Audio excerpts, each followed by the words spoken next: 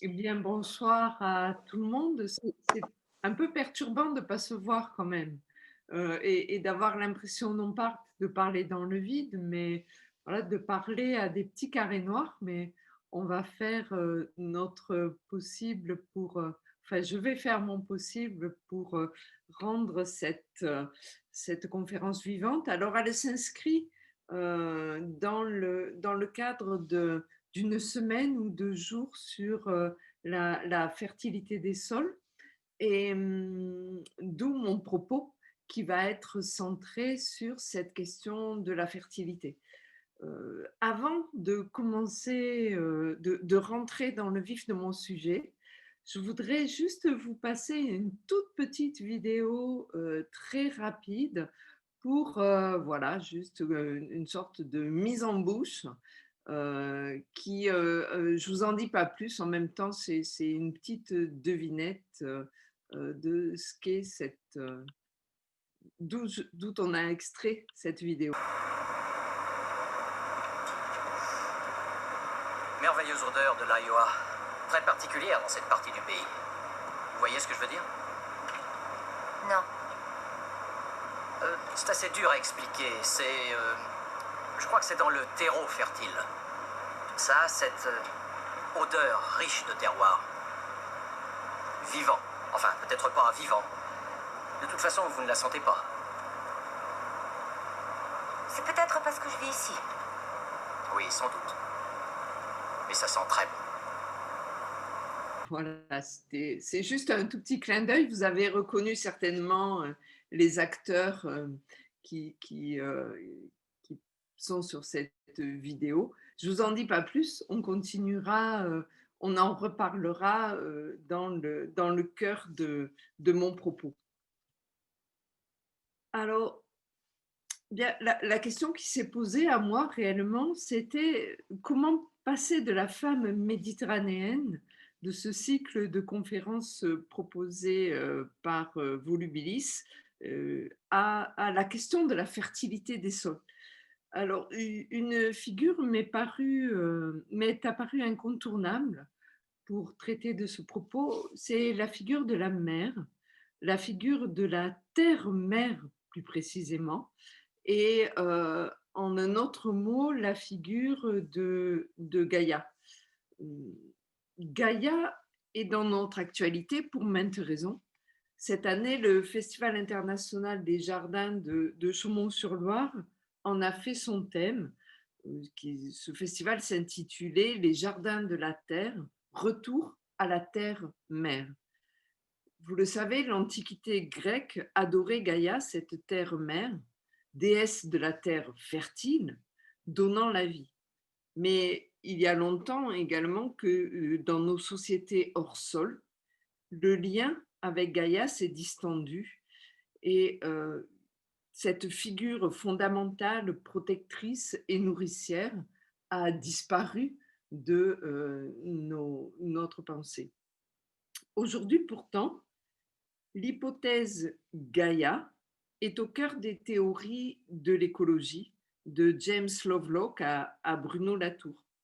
Pour ce dernier, cependant, Gaïa n'est pas la terre-mère, n'est pas une déesse païenne, elle n'est pas non plus la nature telle qu'on l'imagine depuis le XVIIe siècle, une nature qui constituait alors l'arrière-plan de nos actions.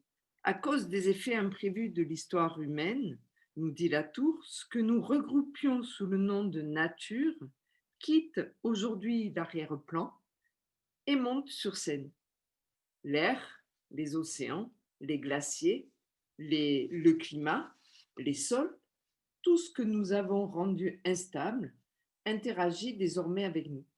Nous sommes entrés dans la géohistoire, l'époque, vous le savez, de l'Anthropocène. L'ancienne nature disparaît et laisse la place à un être dont il est difficile de prévoir les manifestations. Pour Bruno Latour, Gaïa est le nom qui lui convient le mieux. À cela, Gilles Clément apporte une nuance, sans être pour autant en désaccord avec Bruno Latour sur le principe de faire de la planète un être vivant. La Gaïa de la Tour, dit Clément, n'aborde pas l'humain. Il s'agit d'un système qui peut se passer de l'humanité. Sauf que l'humanité est bel et bien là. Que fait-on avec elle? Le jardin planétaire apporte un complément à cette vision biologique de la planète. S'il y a jardin, il y a jardinier. Et avec le jardin et le jardinier, nous nous rapprochons de notre question de la fertilité des sols. Alors, je vous propose maintenant de nous enfoncer dans ce sol dont le philosophe Emmanuel Ecocha, dans Gaïa ou l'Anti-Léviathan, nous dit qu'il est le fondement de tout, et que pourtant, personne n'est prêt à écouter sa voix. Qu'en est-il alors de cette notion de fertilité? Mon expérience du jardin et de l'enseignement du jardinage auprès des étudiants de l'école du paysage me fait penser que nous avons tous, comme Clint Eastwood sur la route de Madison, une idée de la fertilité qui s'apparente à l'exubérance végétale, à la forêt, à l'humus, à l'odeur du sous-bois. Ça sent très bon, un sol fertile. C'est assez proche de ce qu'écrit Karel Capek dans L'Ânier du jardinier en 1929. Il dit ceci: aussi longtemps que j'ai été un spectateur lointain et distrait du travail des jardiniers, je considérais ceux-ci comme des personnes d'un esprit particulièrement poétique et délicat qui cultivaient le parfum des fleurs en écoutant le chant des oiseaux. Aujourd'hui, que je vois la chose de plus près, je me rends compte qu'un vrai jardinier n'est pas un homme qui cultive les fleurs, c'est un homme qui cultive la terre. C'est une créature qui s'enfouit dans le sol, laissant le spectacle de ce qui est en dessus à nous, les badauds, bons à rien. Il vit enfoncé dans la terre. Il se bâtit un monument en amoncelant de la terre. S'il arrivait au jardin dit paradis, il reniflerait d'un air extasié et dirait: bon Dieu, ça c'est de l'humus. Nous ne sommes une nouvelle fois pas très loin, vous en conviendrez, de l'interprétation de Clint Eastwood. Avec quel mot définir la fertilité? Sommes-nous vraiment sûrs qu'elle n'est synonyme que d'humus?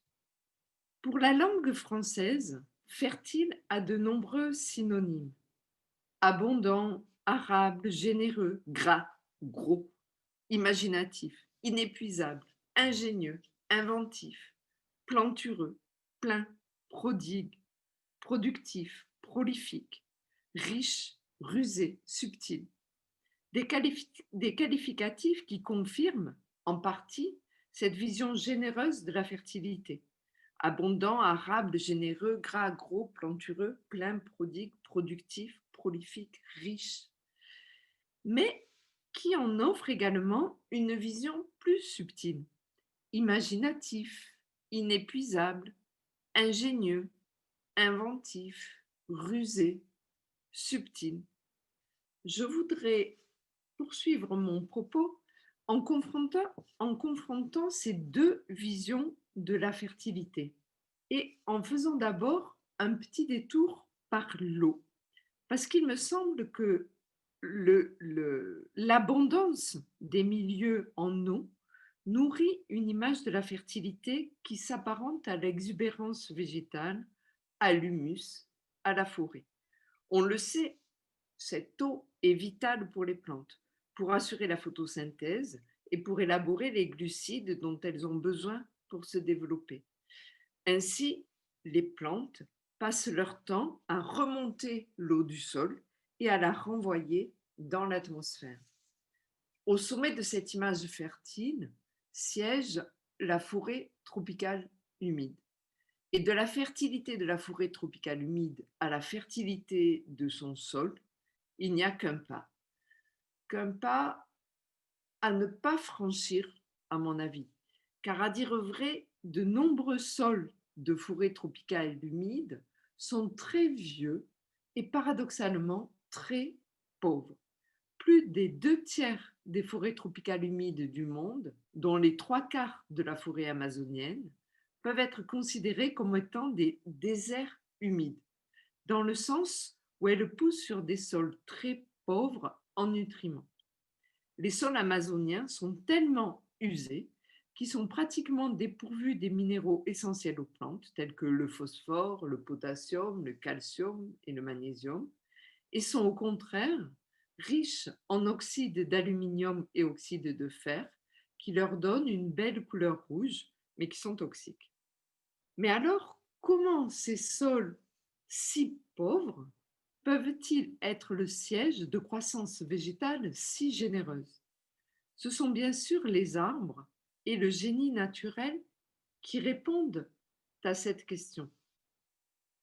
Les arbres des forêts tropicales humides sont adaptés à leur environnement. Il y a longtemps qu'ils ont maîtrisé le problème des sols pauvres.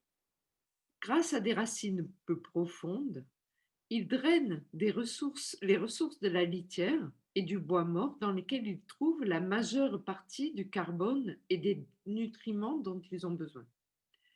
Au fur et à mesure que la matière organique se décompose, elle est recyclée. Et ceci si rapidement, grâce à l'abondance de bactéries, de champignons et de termites, grâce aussi à la température et à la pluviométrie élevée, que très peu de nutriments atteignent le sol, le laissant quasiment stérile. C'est un peu comme si la forêt tropicale humide vivait, comme si les arbres de la forêt tropicale humide vivaient sur eux-mêmes.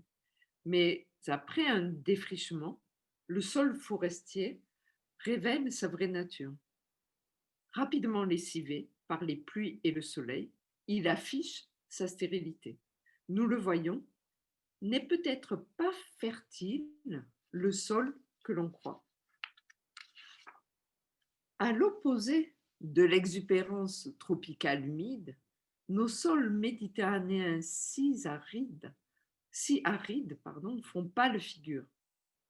Il faut bien le reconnaître, le sol, le sec, n'a pas l'habitude d'avoir la côte. Si l'on refait ce petit jeu des synonymes, la trentaine de synonymes du mot sec, aride, asséché, austère, autoritaire, blessant, bourru, bref, brusque, brutal, cassant, cru, décharné, déplaisant, désobligeant, desséché, efflanqué, ferme, froid, glacial, insensible, raide, rébarbatif, rude, sans cœur, séché, sévère, simple, squelettique. D'aucun d'eux n'émane une quelconque fertilité. Mais sommes-nous aussi sûrs que ça, qu'un sol aride ne peut jamais être associé à de la fertilité? Et là, je repense à ces qualificatifs cités précédemment: imaginatif, ingénieux, inventif, rusé, subtil. Et à ce stade, j'ai une nouvelle fois envie de vous faire entendre la parole de Pierre Sansot, même si je crains de vous lasser à le lire à chacune de mes conférences sur la Méditerranée. Mais il sert si bien mon propos que je vous le cite une nouvelle fois. L'aridité du sol méditerranéen, nous dit-il, ne constitue pas une malédiction. Il convient à la beauté d'un tel paysage. Un peu moins sec, il s'affadirait, il fondrait dans une redoutable tendresse. Par miracle, une végétation encore plus têtue et aussi sèche que cette terre surgit de ci de là. Ces plantes ont autant d'orgueil que la terre où elles sont rentrées comme par effraction. Elles ne demandent rien. Pour qui possède le génie, elles ne quémandent pas l'eau dont elles ne manquent. Pour qui possède le génie de ces lieux, ce sol est le plus bienveillant et le plus inspirant qui soit. Il me semble que la clé de cette histoire est dans ces phrases. Elles ne quémandent pas l'eau dont elles manquent. Pour qui possède le génie de ces lieux, ce sol est le plus bienveillant et le plus inspirant qui soit. Ainsi, le genévrier de Phénicie des falaises, familier des falaises, peut-il vivre accroché aux rochers jusqu'à 1000 ans, recroquevillé, ne poussant que très peu, ajustant sans cesse sa croissance à ses ressources, allant chercher, grâce à son étonnant système racinaire ou collinaire, on ne sait plus très bien, la fraîcheur dans les moindres interstices de la roche. Et j'avance ici l'hypothèse que les systèmes racinaires, invisibles à nos yeux, sont une des principales variables d'ajustement de l'adaptation des plantes à la fertilité des sols en place, quelle qu'elle soit. Et vous le voyez ici, grâce à ce schéma de Francis Allais, la plante entière doit être considérée, bien évidemment, avec son système racinaire, celui-ci pouvant atteindre des longueurs exceptionnelles et quelquefois proportionnellement opposées à la taille de leur système aérien. Ainsi, dans ces sols méditerranéens que l'on pense stériles, vivent des plantes qui s'y trouvent à l'aise, adaptées à ces milieux-là, bien souvent grâce à ces systèmes racinaires qui explorent les sols en profondeur. Mais à nous de percevoir l'invisible, mais bien sûr, et j'en conviens, c'est quelquefois assez difficile. Dans les roches ou les falaises s'installe une végétation qui profite, comme ici au vallon de Saint-Pons à Gémenos, de la moindre faille, ou ici encore, comme ce genêt en Corse, qui pousse en haut d'une masse rocheuse avec sa racine qui s'infiltre dans les failles des roches. On retrouve les mêmes impressions de stérilité dans les sables littoraux où l'Oya, par exemple, sait bien faire son lit, ne craignant même pas l'ensevelissement.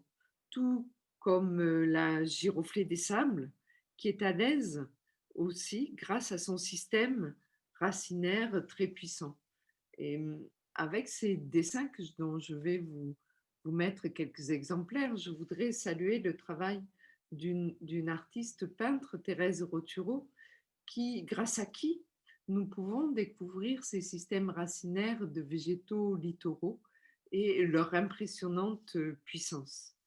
De la même manière, le forbe des dunes, Euphorbia paralias, qui se plaît dans les sables, est elle-même dotée d'un système feuillé qui vient se plaquer contre la tige pour se protéger de la chaleur, mais également d'un système racinaire dont on ne sait plus très bien à sa force s'il est de nature racinaire ou de nature collinaire, c'est-à-dire si c'est vraiment un tronc, si c'est vraiment une racine ou peut-être déjà un tronc enterré.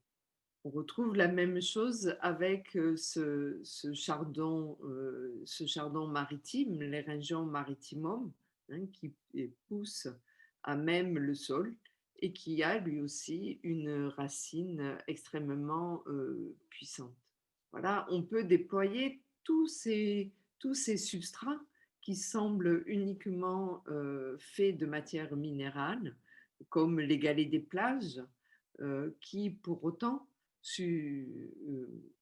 portent le pavot cornu, Glossium flavum, pardon, qui est lui aussi équipé d'un impressionnant pivot, ou encore une fois les argiles gorgées d'eau, des sensuires, des marais temporaires, des vasières, qui nous offrent aussi des cortèges floristiques spécifiques avec l'obione, par exemple, hein, qui, c'est cette plante des sensuires, hein, dont on retrouve des systèmes racinaires plus légers mais extrêmement traçants, ou encore les soudes, toutes les soudes, avec également des systèmes racinaires très exploratoires. Comme nous sommes en Méditerranée, je voudrais évoquer faire un zoom sur la fertilité d'autres types de sols qui sont les sols incendiés. On le sait, l'incendie en région méditerranéenne n'est pas que destructeur, il active la fertilité des pyrophytes. Avec la répétition des incendies depuis des millénaires, ces phénomènes ont modelé les écosystèmes et la végétation s'y est adaptée. On parle alors de pyropaysages et de pyrophytes. Après un incendie, vous le savez, les graines des cystes, par exemple, ou des pins d'Alep voient leur pouvoir germinatif activé par la chaleur et par les fumées.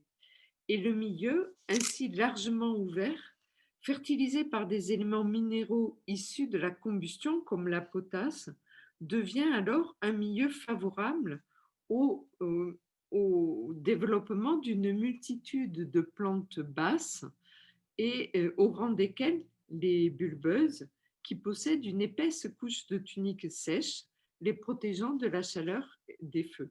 Ainsi, les géophytes, ces plantes que l'on trouve sous terre, sont naturellement protégées du feu par leur position souterraine. Et en Afrique du Sud, cette diapositive que je vous présente là, de nombreuses espèces ont leur floraison synchronisée à la suite des incendies, ce qui leur vaut le nom de Fires Lilies. Et cette situation m'amène à poser une question qui, qui est-ce que la fertilité, cette notion de fertilité, pourrait-elle alors naître du minéral et pas uniquement de cet humus qui forme son image emblématique? Je ne résiste pas à vous faire encore une lecture, celle de quelques lignes du naturaliste Jean-Henri Fabre, dont je suis sûre vous connaissez tous les écrits, qui, au détour de l'exemple d'un volcan à peine éteint, raconte cette fabrique incroyable de la Terre à partir de la matière minérale. Je le cite. Sur cette surface désolée, maudite, par une surface qui paraît destinée à ne jamais se couvrir de verdure, en cela on se trompe. Après des siècles et des siècles, la végétation aura fini par s'y établir. En effet, voici que l'air pur, la pluie, la neige, les gelées attaquent tour à tour la dure surface de la lave, l'égratignent pour ainsi dire, en détachant de fines parcelles et finissent par produire un peu de poussière à ses dépens. Sur cette poussière apparaissent des plantes bizarres et robustes, ces plaques blanches ou jaunes qu'on voit sur les pierres et qu'on nomme lichens. Les lichens se collent sur la lave, la corrodent encore davantage et meurent, laissant un peu de terreau formé de leurs débris. Dans ce précieux terreau, conservé dans quelques cavités de la lave, viennent maintenant des mousses qui, en pourrissant, en augmentant de quantité, en augmentent la quantité. Puis arrivent les fougères qui exigent de plus grandes provisions. Après celles-ci, quelques touffes de gazon. Et ainsi de suite, de sorte que chaque année, la terre végétale s'accroît et des nouveaux débris de la lave et du terreau, et du terreau de génération morte. C'est ainsi que, de proche en proche, une coulée de lave se couvre d'une maigre végétation. La terre arable que nous cultivons a eu la même origine. Les roches stériles du voisinage, si dures qu'elles soient, calcaire, silex ou granit, en ont formé la partie minérale en réduisant en poussière par l'action combinée de l'eau, de l'air et du froid. Et les générations végétales qui s'y sont succédées, à partir des plus simples, en ont formé le terreau. Plus loin, il ajoute, ce n'est pas dans les plaines cultivées que vous trouverez ces tapis serrés de mousse et de lichen, vaillants défricheurs de la pierre. C'est sur la couroupe abrupte des montagnes qu'on peut les voir à l'œuvre, s'incrustant sur la roche nue pour la convertir en terre végétale. C'est de ces hauteurs que la terre arable est descendue peu à peu, balayée par les pluies, et est venue fertiliser les vallées. Le même travail se poursuit toujours. Dans nos régions montagneuses, les plantes les plus infimes augmentent sans cesse la quantité de terre végétale. Les filets d'eau pluviale qui sillonnent ces régions s'en emparent et les charrient dans les plaines. Passons sans plus de transition de la minéralité du volcan de Jean-Henri Fabre à la minéralité de la ville. Est-il possible d'établir une comparaison? Je voudrais terminer mon propos sur cette question en la gardant ouverte, peut-être pour une discussion. Mais posons-nous là, les murs, les dalles de béton de nos aménagements urbains, l'enrobé de nos rues, pourrait-il être un jour considéré comme fertile, être vu comme accueillant une végétation adaptée qui engendre un processus de fertilisation? À l'image de cette cymbalaire des murailles, la ruine de Rome, dont le pédoncule floral s'allonge après la floraison, explorant les parois minérales à la recherche d'une faille où abriter ses petits. Je vous remercie. Merci beaucoup, Véronique, pour ce...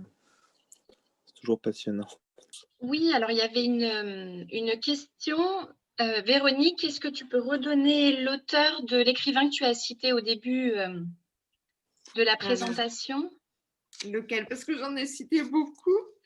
Donc, j'ai parlé l'auteur d'un texte que j'ai lu. Voilà. Alors, un des premiers textes que j'ai lu, c'était Karel Capek, qui a écrit un très joli petit livre qui s'appelle L'année du jardinier. Voilà, au début du siècle, 1929. Et il y en avait un second ensuite, Patrick Sanson, quelque chose comme ça? Pierre Sanso, voilà, Pierre Sanso qui est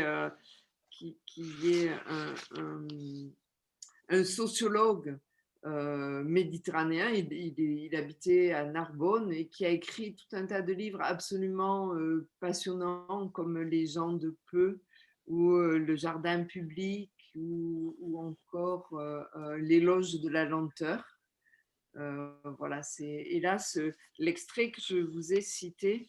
On le trouve dans un ouvrage qui s'appelle Les pierres songent à nous, aux éditions Fata Morgana.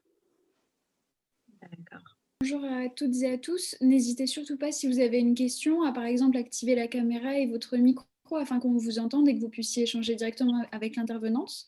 Et puis sinon, évidemment, on peut prendre votre question et la lire pour vous.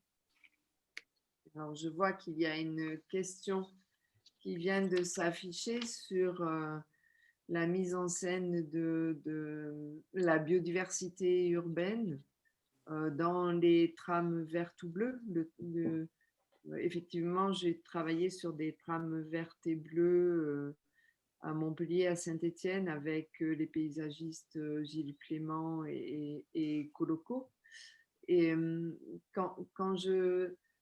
justement, cette notion de fertilité, elle est toujours au cœur du travail que je fais dans les trames vertes et bleues. Et sur Saint-Étienne, ça a été particulièrement révélateur parce que quand on arrive à Saint-Étienne, cette ville industrielle, hein, une ville où ce qu'on appelle là-bas les crassiers dominent et où les friches industrielles sont également extrêmement présentes, on a une envie de spontanément se dire que ben voilà, c'est extrêmement pauvre, mais en termes de biodiversité. Mais en fait, quand on remonte toute cette histoire, on s'aperçoit que tant les grassiers que les friches industrielles, que les jardins familiaux dont Saint-Étienne est un peu le noyau originel, eh bien, chacune amène une diversité qui est très spécifique et à mon avis qu'il est important de mettre en valeur pour révéler en fait la matière de cette ville. Et moi, j'aime bien justement essayer de distinguer cette biodiversité spécifiquement urbaine qui n'est pas dans le cas de Saint-Étienne, par exemple, la biodiversité des monts Pilat ou des monts du Lyonnais qui l'entourent. C'est une spécificité, une biodiversité vraiment spécifique à cette ville-là avec ses particularités et son histoire. Et pour ma part, c'est vraiment comme ça, moi, que j'ai envie de la mettre en scène. Je ne sais pas si j'ai répondu. Si je n'ai pas assez bien répondu, n'hésitez pas à me faire confirmer ce propos.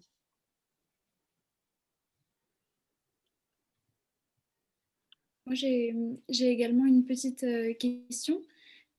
J'aurais voulu savoir si dans la pratique de votre métier, vous avez vu des pratiques évoluer par rapport aux espèces à privilégier, par rapport au changement climatique à venir. Est-ce que vous avez eu des changements à opérer à ce niveau-là? Alors, oui, bien sûr, il y a une grande évolution des pratiques et de notre acceptation de différents types de palettes végétales.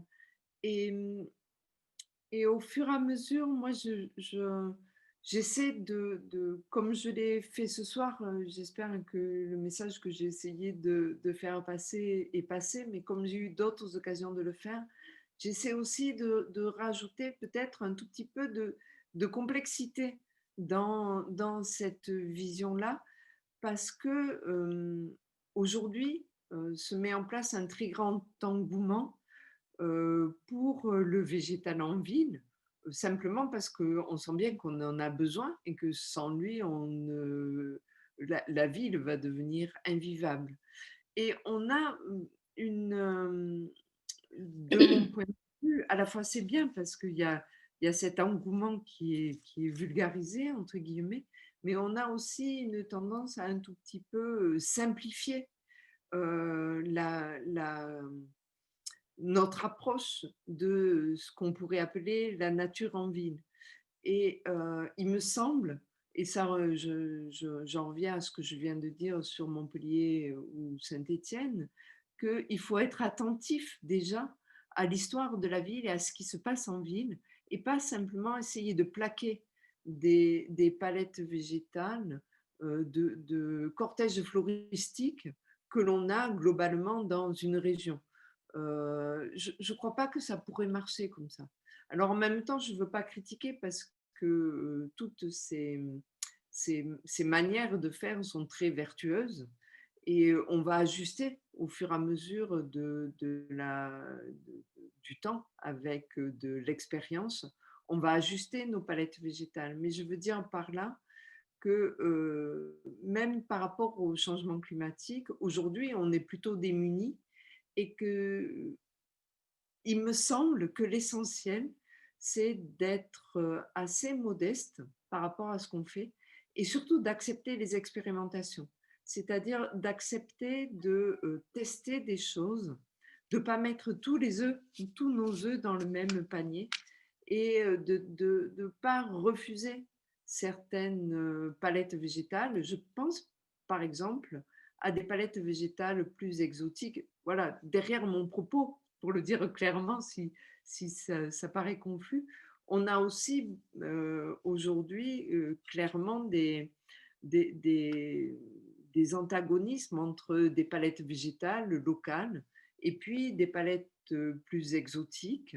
Et on retrouve des tenants des uns, des tenants des autres, quelquefois des oppositions des uns entre les autres. Et moi, je voudrais apporter un peu de sérénité dans ce débat-là en disant que je pense qu'on a besoin de tout. Voilà, et qu'on a besoin d'être attentif et qu'on a besoin surtout, et peut-être avant tout, d'accueillir généreusement la végétation en ville. C'est un peu le propos que j'ai tenu dans une récente conférence à propos justement des nouvelles palettes des arbres en ville. Il me semble que l'important, c'est de considérer l'arbre et l'ensemble du cortège végétal comme étant des êtres vivants, comme ayant leurs propres besoins, comme, vous l'avez vu, ayant la possibilité d'avoir un génie naturel qui leur permet de s'adapter à de nombreuses situations. Et donc, ce n'est pas l'humus qui, de mon point de vue, rend le sol fertile, vous l'avez compris, hein, même si je ne dis pas que l'humus n'amène pas de la fertilité, mais en tout cas pas dans toutes les conditions. Je pense qu'il faut faire confiance au génie naturel des plantes. Je ne sais pas si j'ai répondu. Pareil, n'hésitez pas à me dire. Merci beaucoup. Viens me poser une question. Salut Jordan. Bonsoir tout le monde. Merci Volubilis d'avoir invité Véronique. Véronique, j'avais une question en ricochet. On a vu dans ton exposé l'importance d'une connaissance fine des sols, et de l'attitude jardinier de Karel Capek nous le démontre. Et du coup, aujourd'hui, les sols sont une grande inconnue, qu'ils soient urbains ou agricoles, même pour obtenir des cartes pédologiques, c'est la croix et la bannière. Et du coup, la deuxième question, c'était aussi l'importance, ou en tout cas l'accompagnement vers une acculturation des élus pour faire évoluer peut-être la commande, les élus, les techniciens et autres, puisque on le voit, l'ensemble de la commande en projet de paysage particulièrement est toujours très codifié sur un mélange de terre végétale avec des dosages, des qualités physico-chimiques. Peut-être que finalement, le sol du projet doit orienter le choix des plantes plutôt que de souhaiter des plantes et transformer la chimie du sol pour que ça corresponde. Je ne sais pas si...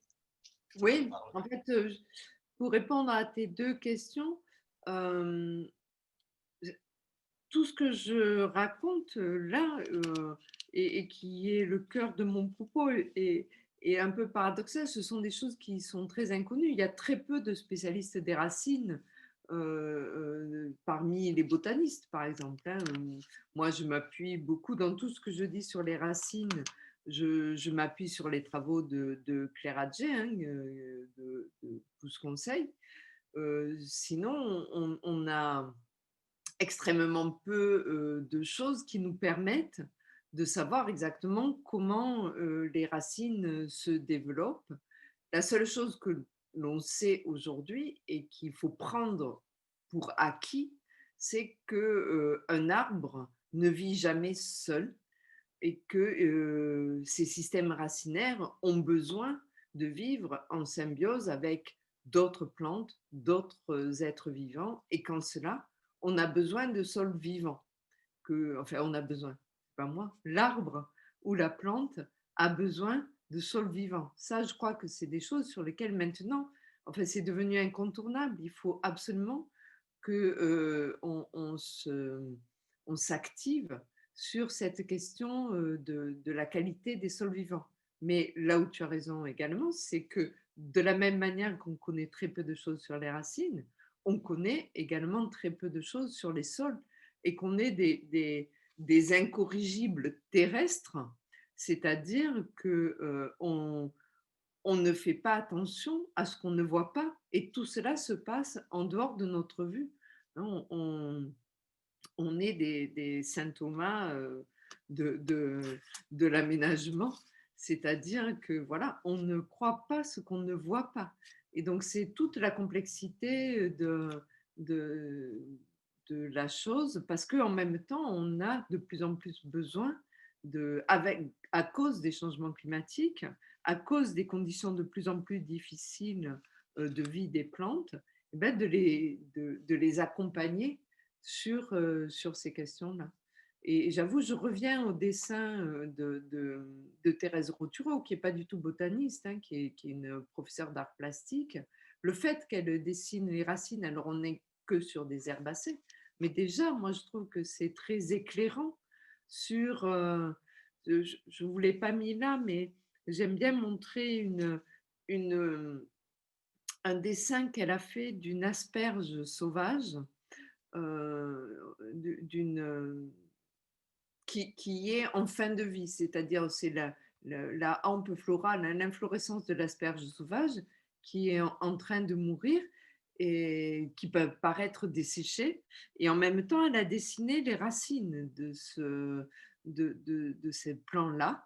Et ce qu'on voit très clairement, c'est que cette asperge sauvage qui nous semble morte, si on ne considère que la partie aérienne, on s'aperçoit, c'est en plein hiver, hein, donc c'est à l'automne, on s'aperçoit que au moment où l'asperge, l'appareil aérien est dépérissant, eh bien c'est à ce moment-là que le système racinaire, lui, est actif.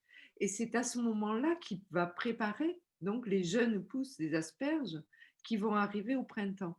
Ben, ça change tout dans notre vision de l'asperge, parce que, ou même de la culture de l'asperge. Parce que ça veut dire que quand on veut enrichir le sol pour aider l'asperge à mieux pousser, ben, ce n'est pas au moment où elle pousse qu'il faut l'enrichir, c'est au moment où plus rien ne se passe apparemment, c'est-à-dire selon notre propre vision de terrien, mais parce que c'est en sous-sol que tout se passe à ce moment-là et qu'on ne le voit pas. Et je trouve que c'est toute cette connaissance qu'il faudrait qu'on acquiert. Et on est au 21e siècle et clairement, on n'en connaît pas grand-chose aujourd'hui. Une réponse un peu longue, hein, je suis désolée. Véronique, moi j'ai une question concernant le travail que vous effectuez en ce moment ou depuis quelques mois sur le Jardin des Dons à Avignon. Est-ce que vous pouvez nous en dire quelques mots, où vous en êtes dans le projet et quel est votre travail dans cette Jordan action? pourrait répondre mieux que Ah bon? moi, puisque c'est le paysagiste mandataire de cette opération, mais je crois que oui, ce qu'on peut dire est encore un jardin très éclairant.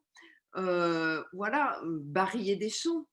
Donc on est dans cette grande époque d'Alphand, d'Haussmann, où on a eu à cette époque-là un certain nombre d'arbres et une mode d'arbres d'alignement qui a été mis en place.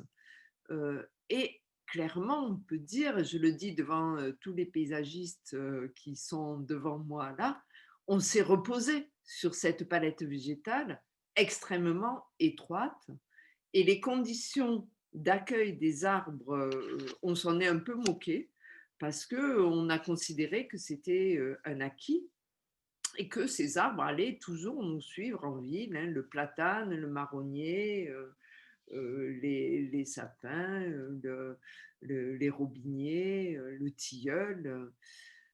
Et ce qu'on s'aperçoit, et on le voit très bien sur le Jardin des Dons, c'est qu'au bout de 150 ans, le milieu dans lequel on les a installés s'est considérablement appauvri. Leurs conditions de vie se sont extrêmement appauvries aussi, sont devenues même pour certaines néfastes, et que tous ces arbres, toutes ces espèces qui étaient prônées par Alphand donc, et par Barrier des Champs également, eh bien, elles arrivent aujourd'hui en bout de course, et pas que les arbres. Hein, je ne parle pas des individus, je parle des espèces elles-mêmes. C'est-à-dire qu'aujourd'hui, on ne peut plus employer de platane en France, si ce n'est des platanors, hein, cet hybride qui a été inventé résistant au chancre coloré. Vous voyez bien que le marronnier lui-même, il est mal en point. L'orme, ça fait très longtemps qu'on ne l'emploie plus. Et tout ça à cause de nous, hein, disons-le clairement, à cause des conditions défavorables dans lesquelles on les a amenés. Et alors, pour en revenir au Rocher des Dons, eh bien, un des axes de travail, c'est justement d'essayer de ramener. Là, sur le rocher, on est clairement sur un sol très, très minéral, hein.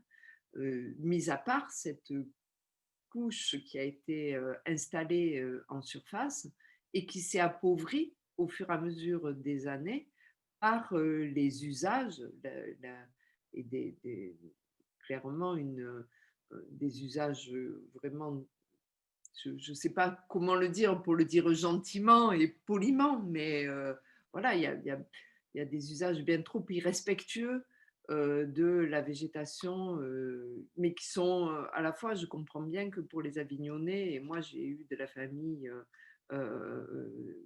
qui vivait en Avignon et pour qui je sais que le Jardin des Dons est un jardin béni, mais aujourd'hui, il est nécessaire de refaire, à mon avis, de retrouver un équilibre entre le confort de la végétation et le confort des gens qui viennent bénéficier de ce jardin. Parce que l'un n'ira pas sans l'autre. Si on n'essaie pas de retrouver cet équilibre-là, eh bien, on n'aura plus du tout de confort dans le Rocher des Dons. Quelqu'un demande si vous pouvez nous transmettre la bibliographie de ce que vous dites et qui est très intéressant. Alors, oui, écoutez, moi, comme j'aime bien raconter des histoires, vous le sentez, hein, quelquefois. J'écris d'ailleurs souvent, là maintenant, quand je suis en visioconférence, j'écris mon texte pour ne pas me laisser emporter et pas respecter les temps qui me sont donnés. Mais du coup, j'écris beaucoup et je tiens donc un blog dans lequel je raconte beaucoup d'histoires. On pourra vous donner peut-être les références. Et j'ai un site internet aussi dans lequel je mets des références sur tous les projets sur lesquels je travaille. J'en Par exemple, profite pour transmettre le lien vers le site internet de Véronique, où il y a une partie notamment actualité. Moi, j'avais une petite réflexion qui peut t'amener à en rajouter un petit peu. En t'écoutant justement et en écoutant les remarques qu'on a vues pour l'instant, je pense qu'il y a une manière un peu, pas ancestrale, mais par rapport à notre histoire, justement, par rapport à la plantation, par rapport aux arbres, enfin, on a toujours cette manière de faire, en fait, où on fait table rase, on ramène des sols, on ramène des arbres. Est-ce qu'il n'y a pas justement, enfin, comment on pourrait arriver à avoir un nouveau rapport à la fertilité ou au végétal, y compris en ville, en fait? On se rend compte que souvent maintenant dans les espaces forestiers ou naturels, on a une certaine acceptation du rythme des végétaux un petit peu plus petits qui se créent finalement des écosystèmes naturellement. Comment on pourrait arriver un petit peu à ce résultat un petit peu en ville, y compris sans bouleverser ce qui est présent? Enfin, quand tu parlais, tu vois, des plantes, de l'enrobé, enfin, comment, enfin voilà, je sais pas si tu as un avis là-dessus. ben, oui, j'ai un avis là-dessus qui est pas un avis facile pour les paysagistes, je sais, parce que c'est un avis qui va un peu à l'encontre de la commande, notamment par des maîtres d'ouvrage publics. L'avis que j'ai dessus qui se forge à l'expérience, c'est de planter petit. Parce que pour moi, tout se joue dans avec cette première racine que l'arbre émet, que la plante émet après, au début de sa germination. C'est-à-dire, pour moi, une plante bien adaptée, c'est une plante qui a germé en place et qui a envoyé son pivot, qui a su, vous le voyez, les plantes, elles peuvent pousser, c'est ce que j'ai voulu montrer dans les sols méditerranéens, elles peuvent pousser absolument partout parce qu'elles ont cette intelligence, cette capacité extrêmement forte d'aller chercher avec leur système racinaire ce qu'il leur faut, leur bon emplacement. Et ceci, euh, il me semble, mais j'en suis pas extrêmement sûre, mais il me semble que c'est la racine primordiale, cette première racine pivot qui leur permet ça. Et qu'après, quand on va planter des arbres qui ont été cultivés en pépinière, dont les systèmes racinaires ont été maintes fois remaniés, elle n'est plus capable d'aller chercher ça. Et du coup, on est obligé tout le temps de la mettre sous perfusion. Et ça, c'est extrêmement compliqué ce que je raconte, parce qu'autant pour des herbacées, des arbustives,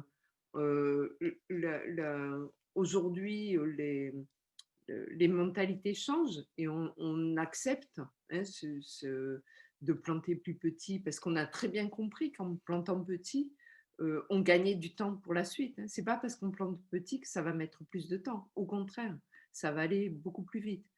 Après, pour les arbres, c'est beaucoup plus compliqué. C'est d'autant plus compliqué, et c'est là où je mets un bémol à mon propos, c'est d'autant plus compliqué qu'un tout petit arbre, un tout jeune arbre, dans le milieu urbain, c'est extrêmement compliqué pour lui de survivre à cette jungle humaine, hein, de trouver sa place aussi pour pousser de manière aérienne.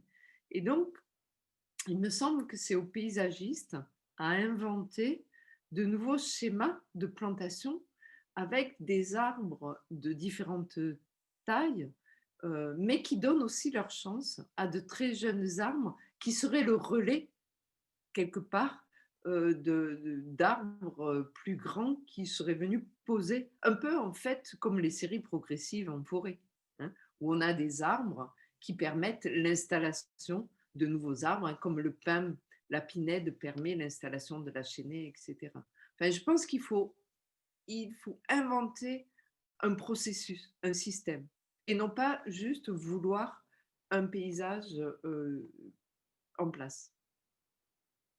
Voilà. Je vois qu'il y a quelqu'un qui dit pourquoi pas intégrer le semis d'arbres. Tout à fait. Il faut mettre en place un processus. Mais c'est pas évident parce qu'on n'apprend pas ça dans les écoles de paysage. Véronique, il y a une autre question aussi de Serge Allègre, je pense, sur le début de votre conférence sur les forêts tropicales. Oui. Voilà, sont-elles toujours ou le plus souvent dans des sols arides et relativement dépourvus de calcium et de phosphate notamment? Oui, c'est paradoxal, mais les forêts tropicales humides, ces grandes forêts sont très souvent, comme je l'ai essayé de le dire, hein, sur des sols qui sont stériles.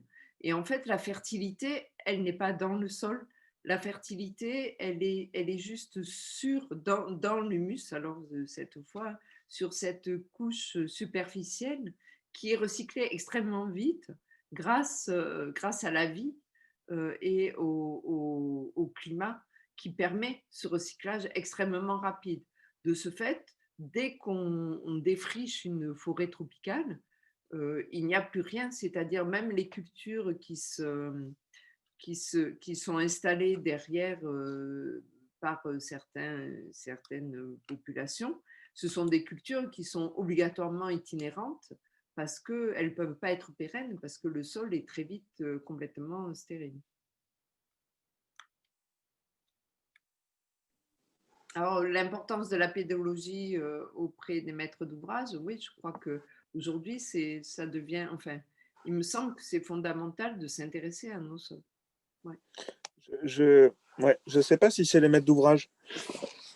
Je pense que les maîtres d'ouvrage, ils sont parfois assez sensibles, enfin, en tout cas sensibilisés. On l'a vu à la dernière conférence paysage, en fait. Mais c'est plus cette espèce de rapport, en fait, d'espèce de conscience collective, en fait, de ce que ça doit être le résultat ou de ce que c'est un aménagement urbain. Tu vois, finalement, ils répondent à une demande de la population, tu vois. Donc, c'est peut-être de quelle manière on arrive à avoir une conscience commune, peut-être qui se réveille justement Ouais. sur qu'est-ce que c'est le végétal en ville, en fait. Enfin, tu vois, quelle Oui, est la place de l'arbre? aujourd'hui, là, on a, il me semble, hein, mais peut-être que je vis dans ma bulle, mais on a une conscience qui se dessine sur le fait que le, le, le règne végétal est un règne vivant et intelligent. Je crois que Ouais, c'est quand même assez acquis. Mais pratiquement, qu'est-ce qu'on en fait de ça? C'est-à-dire comment les paysagistes s'emparent de cette question et comment dans la ville cette question est traitée, comment ça change notre rapport aux arbres et pas que de manière emblématique, mais aussi de manière de quelle acceptabilité de la végétation en ville, vers quelle acceptabilité va-t-on? Qu'est-ce qu'on est prêt à accepter? Je pense que ça, il y a encore du travail. Et c'est pour ça, tu vois, je pense que c'est pas qu'un problème de maître d'ouvrage aussi. Tu vois, c'est Ouais, aussi tu vois, les travaux qu'on fait coloco à une époque, enfin, tu vois, ou en tout cas faire participer des enfants, des écoles. Enfin, tu vois, qu'est-ce que c'est un arbre, comment on le plante, comment il vit, tu vois. Enfin, c'est aussi peut-être une manière de se dire, ben, comme un humain, en fait, prend son temps pour grandir et être mature, mais bon, c'est tous ensemble, je pense qu'on arrivera à faire quelque chose. ouais, oui, bien sûr. Et c'est changer notre regard. Vous avez remarqué, en fait, pour les gens qui me connaissent, je n'ai pas parlé de l'élante. Alors, avant qu'on termine, je vais en dire un petit mot, mais moi, ce qui me fait bien rire à propos, l'élante qui faisait partie de cette palette végétale d'Haussmann hein, et d'Alphand, donc qui était un de ces beaux arbres sur lesquels il comptait pour les alignements et dont on a de beaux exemplaires, notamment à Paris. Aujourd'hui, l'élante est considérée comme une plante invasive, euh, comme son nom commence par un A, il est le premier sur la liste du ministère de l'écologie. Mais quand on regarde qu'est-ce qu'on reproche à l'élante, et c'est parce que tu parles du travail de Coloco que j'y pense, qu'est-ce qu'on reproche à l'élante? Son seul vrai gros reproche, c'est qu'il vient casser nos enrobés et nos aménagements urbains. C'est qu'il vient les perturber. Et moi, ça me fait bien rire parce qu'aujourd'hui, quand même, il y a une grande mode chez les paysagistes qu'on retrouve chez Coloco ou chez Wagon, par exemple, qui est de venir avec la population à la pioche casser les enrobés. Et donc, ce qu'on n'accepte pas pour l'élante qui le fait tout seul, hein, avec sa propre énergie, eh bien, nous, enfin, ou les paysagistes dans le milieu urbain, aujourd'hui, c'est à ces tendances de venir casser le bitume pour y faire repousser la végétation. Et j'avoue que ce rapport-là me fait assez rire. Je sais qu'on ne va pas avoir des élantes tout de suite en ville. Mais Pour le coup, il poussera rapidement, quoi. oui, et puis pour le coup, voilà, ils n'ont pas besoin de nous. Eh ben, merci chaleureusement, Véronique, pour cette conférence et pour votre disponibilité aussi à préparer cette première visioconférence. Merci à vous. Bonne réussite. De provoquer ces débats, en tout cas, qui sont intéressants.